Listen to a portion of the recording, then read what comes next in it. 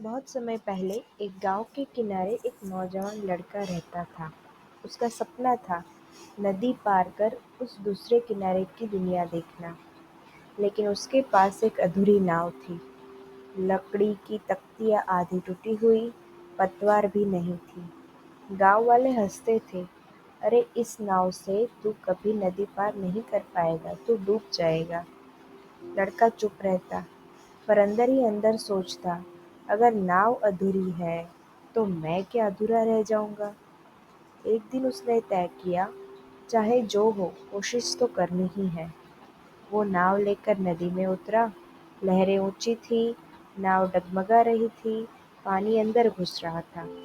कई बार लगा कि अब बस सब खत्म हो जाएगा। बस उस टाइम उसे याद आया गांव वालों की हंसी, और उसकी आँखों में आँसू आ गए। लेकिन तभी उसके मन में एक आवाज़ आई, अगर नाव अधूरी है तो अपने हाथों को पतवार बना।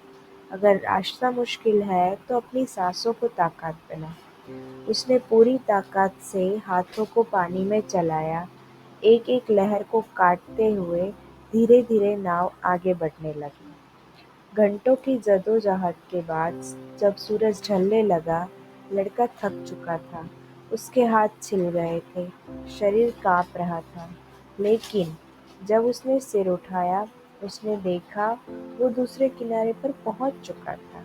वहां का नज़ारा इतना खूबसूरत था कि उसकी थकान ही गायब हो गई। उसने मन ही मन कहा, अधूरी नाव ने मुझे पूरा बना दिया।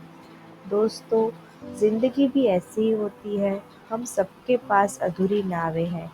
किसी की हालत ठीक नहीं है, किसी के पास पैसे नहीं हैं, किसी को सही मौके नहीं मिलते। लेकिन असली सवाल ये है, क्या हम अधूरी नाव को लेकर रुक जाते हैं या अपनों हाथों को पतवार बनाकर नदी पार करने की हिम्मत रखते हैं?